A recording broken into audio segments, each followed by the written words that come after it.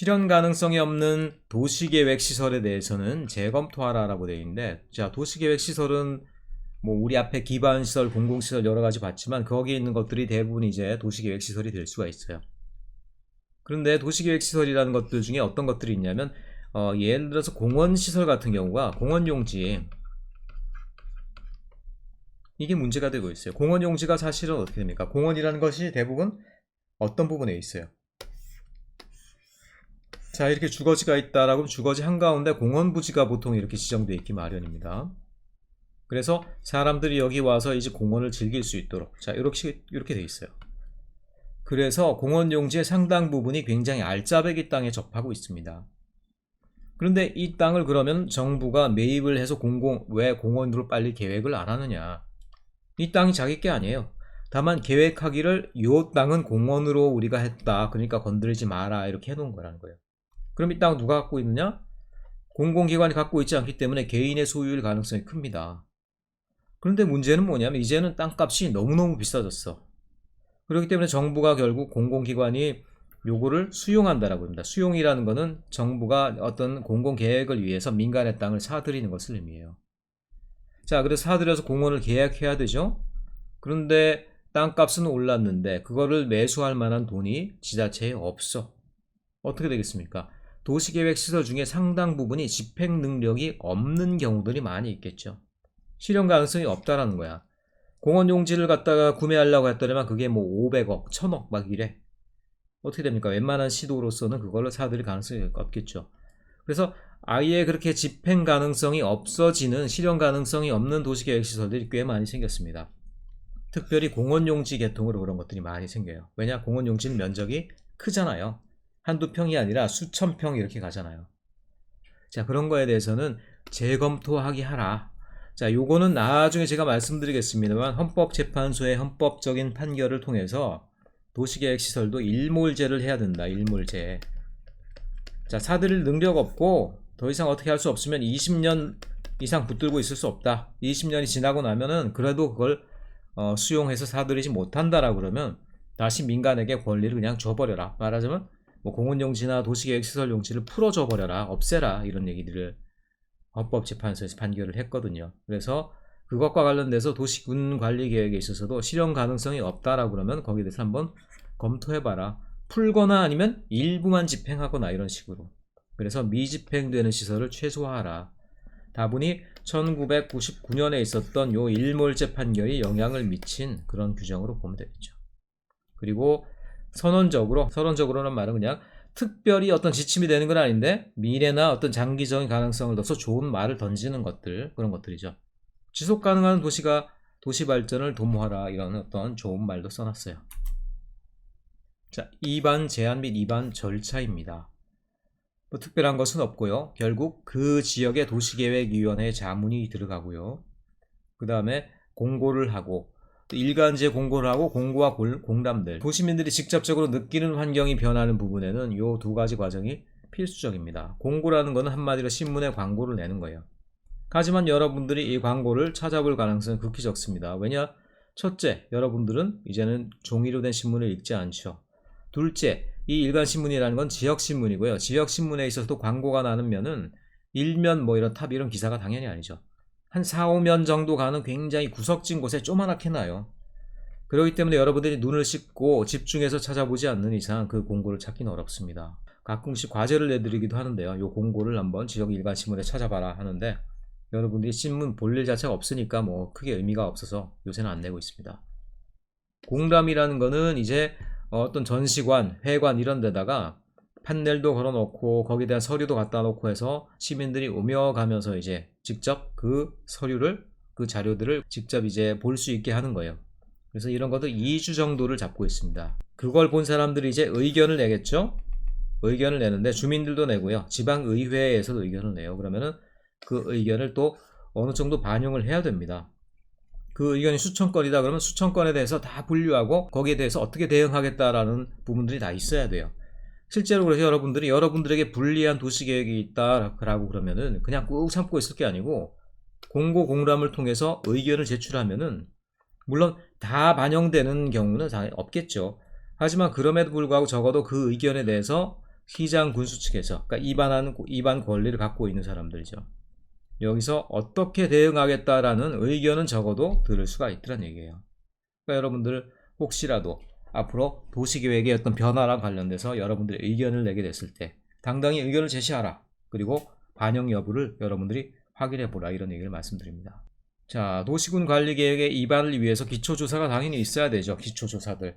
그 계획이 수립 가능한가, 실행 가능한가, 거기에 대해서 뭘 조사해야 되겠어요? 여러분들도 단지 설계, 건축 설계 하려면은 그 지역의 여건에 대해서 나름 조사를 하잖아요. 그래서 기초조사로 규정하고 있는 것들은 대략 한 3가지 정도가 있습니다. 환경성 검토, 토지적성 평가, 재취약성 평가. 자, 읽어서 여러분들이 느끼는 그 느낌 그대로입니다. 의미도. 환경성 검토라는 건 뭐냐? 도시군 관리계획이 실행됐을 경우 사전적으로 볼 때, 사전에 사후의 차원의만 아니라 도시군 관리계획이 집행되기 전에 그런 것들이 환경에 미칠 영향에 대해서 미리 파악을 하는 겁니다. 그게 환경성 검토예요. 토지 적성 평가는 토지의 토양, 입지, 활용 가능성들을 갖다 이런 것들을 여러 가지를 분석해서 과연 이런 것들이 보는 것들은 개발 가능성이냐 아니면 보전 가능성이냐, 그거를 따진다라는 거예요. 그래서 개발에 유리한 것들이면 사실은 어떤 관리 계획을 집어넣는다고 해도 큰 문제는 없겠죠. 근데 문제가 되는 경우는 보전해야 되는 놈들인데, 그리고 이 도시군 관리 계획에 부합하지 않는 땅덩어리인데 그런 것들을 개발하면 안 되겠죠. 그래서 개발과 보전 적성 사이에 왔다리 갔다리. 여러분들 적성평가라고 그러면은 고딩 때 나는 인문계인가, 나는 의학계인가, 나는 이공계인가, 이런 거 자기 어떤 재능을 찾는 그런 평가를 갖다가 적성평가라고 하죠. 마찬가지로 토지 같은 경우도 자기의 적성이 있어요.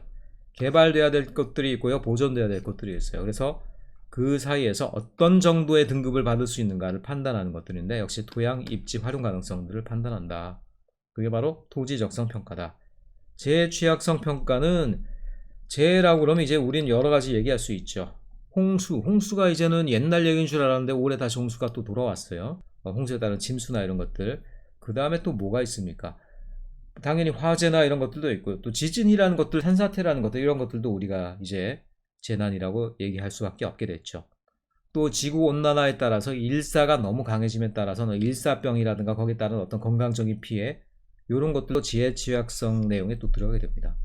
그래서 그 도시군 관리 계획을 위반하는 그 대상 지역이 이 재해 관련해서 우려가 있는 데가 아니냐, 혹시라도 산 밑인데 산이 너무 비탈이 심해서 산사태가 나지 않을까, 그런 가능성에 대해서 미리 사전평가를 해야 되겠죠. 이런 3가지가 기초조사에 포함되는 가장 중요한, 자, 주로 이런 것들은 다 사전평가입니다. 사전에 미리 기초조사를 한 형태로 되어 있는 그런 평가들입니다. 자, 그럼 결정권자들은 누구냐? 결정권. 아니, 아까 시장 군수가 한다라고 그러지 않았어? 아까 시장 군수가 주로 한다라고 그런 건요, 입안이고요, 입안. 입안은 한마디로 안건을 만든다라는 얘기죠. 계획을 한다는 얘기예요. 계획을 만드는 사람들, 그 사람하고 그거를 또 결정하는 사람이 꼭 같은 것은 아니죠. 다만 결정이란 말을 쓴 게 뭐겠어요? 승인이 아니라 결정이란 말을 쓴 게 뭐겠어요? 뭐냐면 입안한 사람들이 스스로 결정할 수 있을 때 우리가 보통 결정이라고 그러잖아요. 입안한 사람이 다른 상위의 부서에 가서 허락을 맡아야 되는 거는 승인이잖아요, 승인. 근데 결정이란 말을 쓴 걸로 봐서 입안하고 바로 결정까지 같은 주체가 하게 된다는 걸 대부분 알 수 있죠. 그래서 결정하는 결정권자는 누구냐? 시도지사가 결국 결정을 한다. 그리고 시장군수의 신청에 의해서 결정한다. 아, 이건 뭐야? 시장군수가 입안하고 그럼 다시 결정은 시도지사가 한다라는 거야? 자, 여기서 시는 특별시 광역시를 얘기하겠죠.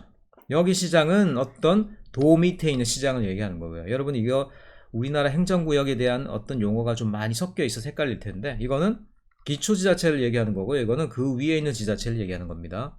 어쨌든 기초지자체가 신청하고 시도지사가 결정을 한다. 그리고 직접 결정하는 거는 자기 스스로 입안한 것, 신청해서 결정하는 것들은 여기서 이제 입안을 한 것들이 되겠죠. 자, 그럼 아까 시장군수가 다 입안을 한다고 그러지 않았냐? 그럼 결정은 또 딴 데 가서 하는 거냐? 그런 게 아니에요. 뒤에 걸 보세요. 자, 대도시시장은 직접 결정을 한다라고 되어 있죠. 대도시시장. 대도시시장이라는 건 뭐냐? 요 대도시란 말은 법적인 용어입니다. 우리가 생각하는 서울 빼놓고 다 시골 이런 거 아니에요. 법적인 용어이기 때문에 대도시시장이라는 건 인구 50만 이상을 얘기하는 거예요. 인구 50만 이상인 시장이면요, 시도지사 눈치 안 보고 광역시장 뭐 도지사 눈치 안 보고 자기가 직접 결정합니다. 자, 그 말은 뭐냐?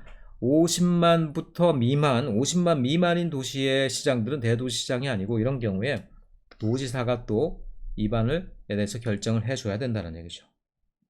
그러니까 지방자치제, 지방분권이 이제 완전히 된 것은 아니고 여전히 이제 규모가 작은 행정구역들은 여전히 상위의 행정구역 지자체장에게 결정을 받아야 된다, 이런 얘기를 할 수가 있겠죠. 그렇지만 이제 인구 50만 이상인 경우는 완전하게 자기 시의 도시군 관리 계획에 대해서 입안도 하고 결정할 수 있는 권한이 있다, 이렇게 얘기할 수가 있겠죠. 이 얘기를 딱 볼 때 포항의 지금 상황들이 굉장히 어떻게 보면 위태롭게 생각되죠. 인구 50만이라는 것들이 의미가 있어요. 인구 50만이라는 것들이 아까 자 10만이라는 인구도 의미가 있었죠. 10만이라는 인구, 10만이라는 인구의 의미는 뭐였어요? 도시군 기본계획 계획을 수립한다 안 한다, 스스로 수립한다 안 한다에 결정되는 카테고리가 됐었죠. 말하자면 10만 이상인 데는 도시군 기본계획을 수립해야 되고 10만 미만이면은 수립을 안 해도 돼. 자, 그 말은 뭐냐면 암만 그래도 하나의 도시가 자기 스스로에 대한 어떤 중장기적인 계획을 스스로 수립하는 것들이 뭐 자부심으로 보나 뭘로 보나 낫겠죠. 그렇기 때문에 인구가 10만을 유지하는 것들이 지자체로서는 굉장히 또 중요한 어떤 요건이 돼요. 지방자치상의 어떤 권한이라든가 이런 거에 있어서 10만이 또 굉장히 중요한 문턱이에요. 거기서 더 올라가서 인구 50만을 채우면요, 도시군 관리 계획을 이제 결정을 해버릴 수 있어요. 스스로 내가 입안하고 내 스스로 도장 꽝 찍는 거야. 결정. 얼마나 기분이 좋겠습니까? 그러니까 포항이 이게 가능한 도시죠. 그런데 문제는 뭐냐면 가능한 것들이 왔다리 갔다리 해. 지금 이제 인구 50만 도시라고 하지만 실제로는 인구 50만 대가 깨진 것이 아니냐라는 어떤 그런 예측들이 많습니다. 이런 경우 어떻게 됩니까? 졸지에 도시군 관리 계획의 결정 권한을 잃어버리게 되는 거예요. 그러니까 인구 50만짜리 도시를 만들고 싶은 그런 도시들이 굉장히 많을 수밖에 없는 것이 되겠죠. 하지만 문제는 뭐냐? 대부분의 대도시들이 대도시 주변, 그러니까 서울특별시나 아니면 광역시 위주로 몰려 있어요. 그래서 거길 벗어나게 되면 50만 인구의 도시를 찾기가 어렵습니다. 50만, 여러분 서울이나 아니면 광역시권을 빼놓고 50만 이상 인구 되는 도시 여러분 본 적 있어요? 포항이 있죠. 그 다음에 뭐 청주 정도가 있을 거예요. 청주. 근데 청주만 하더라도 뭡니까? 충청북도의 중심 도시잖아요.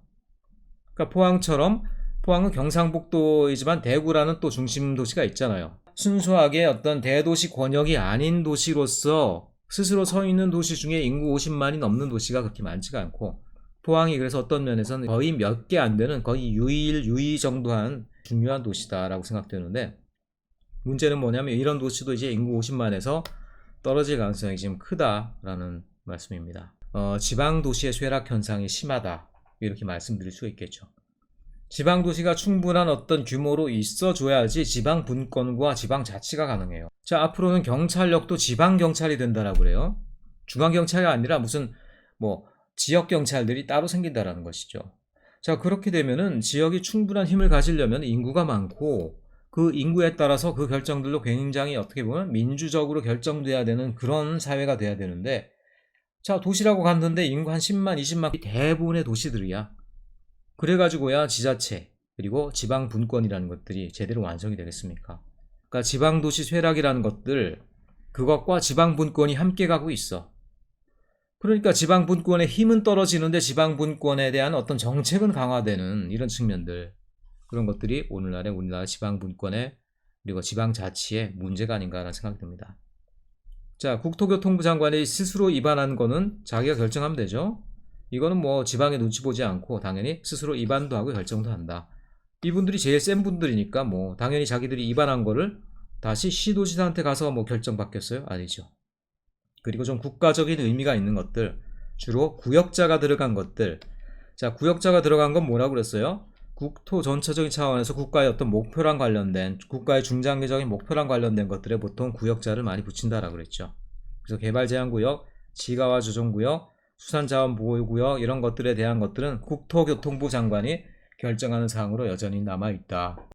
그럼 결정할 때 또 별도로 또 신경 써야 될 절차가 있느냐? 도시계획위원회의 심의를 받아야 되죠. 시도지사 같은 경우는 시도 밑에 있는 어떤 도시계획위원회, 그리고 국토교통부 장관은 중앙도시계획위원회의 심의를 받아야 된다. 어떻게 보면 그래서 도시계획위원회가 어떤 계획이 수립되고 집행되기 전에 최후의 마지노선에서 다시 한번, 그러니까 공공관청 내가 아니라 공공관청 외부의 인력이 마지막으로 의견을 전달할 수 있는 통로가 되는 것들이 바로 이 도시계획심의위원회다, 이렇게 말씀드릴 수 있겠어요.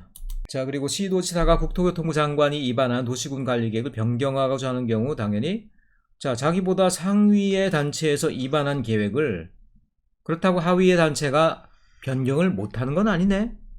국토교통부 장관이 입안했는데도 불구하고 그 밑에 있는 시도지사가 변경을 할 수도 있다. 그 대신 협의를 해야 된다, 이런 얘기를 하고 있죠.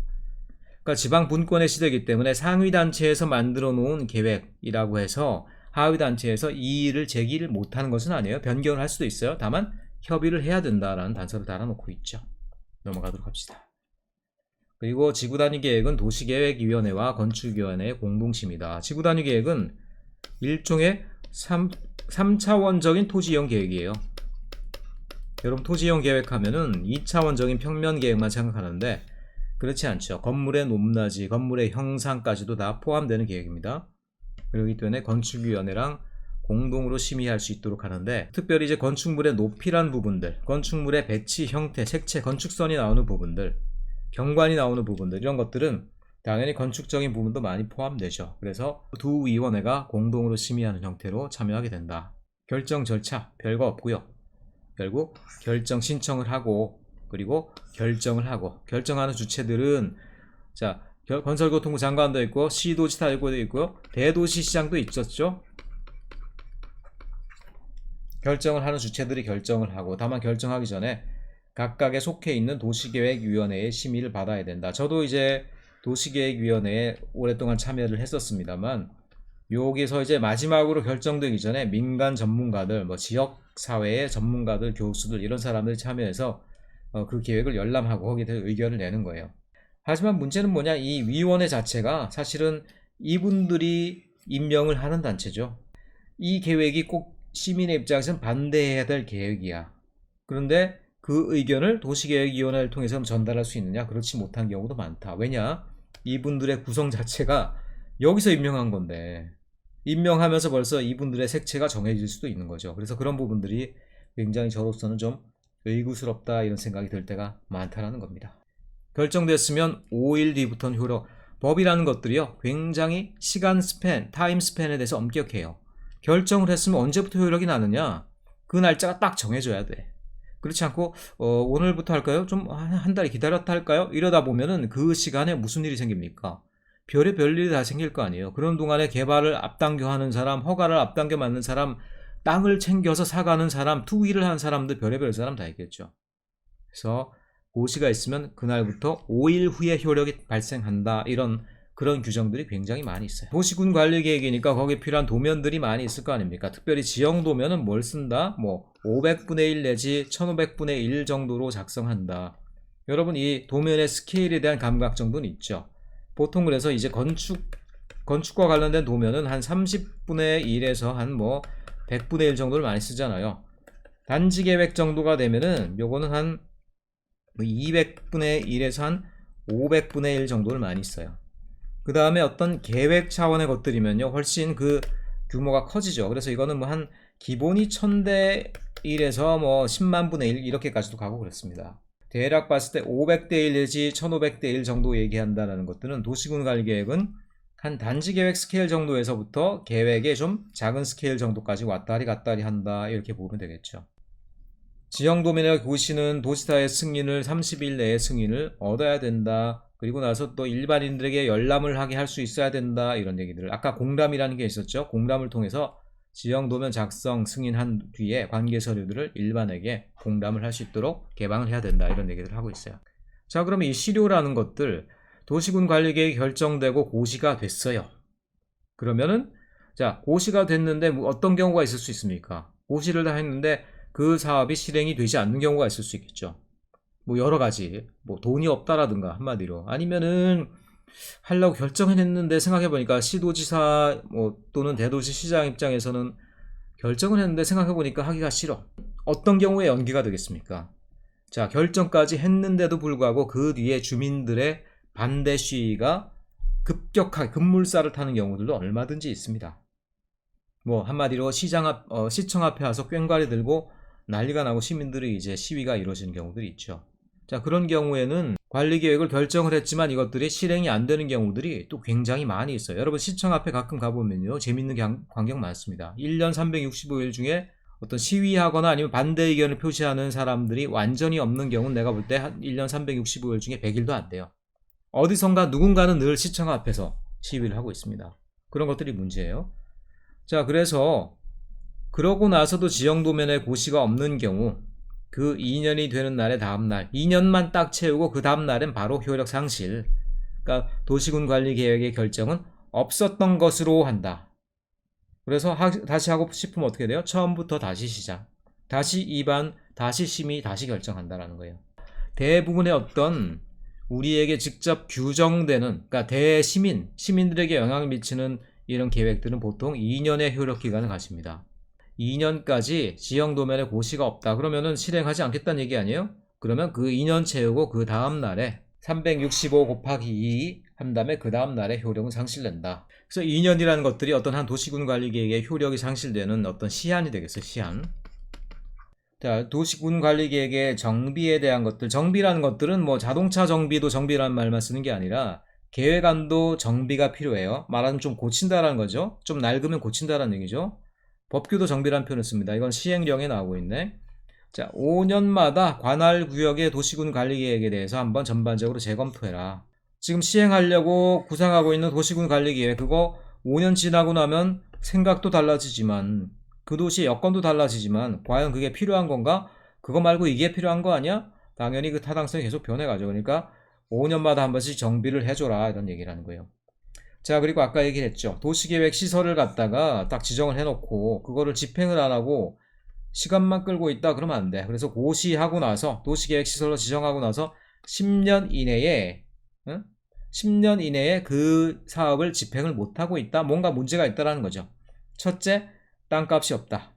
둘째, 실익이 별로 없다. 셋째, 반대하는 어떤 집회가 계속 연속되고 있다. 뭐 등등 여러 가지 이유가 있을 거라는 얘기예요. 자, 그런 경우에는 한번 실제로 이게 타당성이 있는지 한번 검토해봐라. 말하자면은 10년 동안 안 했으면 그거 필요 없는 거 아니야? 한번 취소하는 것도 고려해보렴. 아니면 규모를 축소해보렴. 이런 식의 어떤 지침이 도시계획법 내에 들어가 있는 것이라는 것이죠. 자, 등등등등 이런 얘기들이 포함되어 있습니다. 그리고 도시기본계획을 수립하지 않은 시군의 시장 10만 이하 그리고 특별시 광역시 주변이 아니라는 것이죠. 이분들 같은 경우에는 그런 경우에 도시군 관리 계획을 하려면은 도시군 관리 계획이 참고해야 되는 도시군 기본 계획이 없는 거 아니에요? 그러면 거기에 대해서 계획 설명서를 잘 써서 거기에 도시 기본 계획에서 설명돼야 되는 내용도 포함해 가지고, 자, 도시 기본 계획에 포함돼야 되는 내용은 뭡니까? 주로 시군의 장기 발전 구상이죠. 도시군 관리 계획은요, 단기적인 개발 아닙니까? 도시 기본 계획은 장기적인 발전 구상이잖아요. 그래서 도시군 관리 계획밖에 없는 지역에서는 시군의 장기 발전 구상을 포함해서 공청회를 통해서 시민들에게 알려주고 의견도 들어야 된다라는 거예요. 자, 이런 것처럼 생각하면 그냥 도시기본계획을 세우는 게 제일 편하겠죠. 자, 요렇게가 도시군 관리 계획의 전반적인 내용들이 되겠습니다. 자, 지금 중요한 키워드들 몇 가지 있었죠. 주로 그래서 이제 우리가 국토계획법에서 중요하게 살펴보는 것들, 용도 지역지구 같은 것도 있었지만 주로 광역계획, 도시기본계획, 그 다음에 도시군관리계획, 요 세 가지 계획을 토대로 해서 그 내용들, 그리고 행정적인 집행사항들, 그 다음에 그 계획을 수립해야 될 때 파악해야 될 지침들, 그것들을 실제로 행정적으로 운용해 나가는 방식들, 여러 가지 것들이 규정되어 있는데요. 이런 중요한 계획들의 개념, 그리고 그 계획을 수립하는 수립의 권한을 가진 사람이 누군가, 이런 정도가 사실은 굉장히 여러분들이 파악해야 될 중요한 내용이 아닌가 싶습니다. 자, 여러분들 법규를 직접 들여다보는 수업이 되다 보니까 좀 복잡하고 지루할 수도 있었을 텐데요. 법규라는 게 원래 이런 거고 어쩔 수가 없는 것들이에요. 근데 혹시라도 이런 법규를 여러분들이 읽어보고 이런 구조를 파악하다가 난 이런 게 왜 이렇게 재밌고 땡기지? 라는 사람들이 있으면 그분들은 뭔가 이쪽에 좀 필링이 있는 거지. 그런 분들은 뭐 졸업하고 나서 뭐 좀 법과 관련된 뭐 토지감정평가사라든가 아니면 뭐 로스쿨을 진학해서 아예 뭐 법을 전공한다라든가 그런 것들도 좀 생각해 볼 필요도 있겠다라는 어떤 조언도 드립니다. 아무튼 수고하셨고요. 오늘 수업은 이만 마치도록 하겠습니다.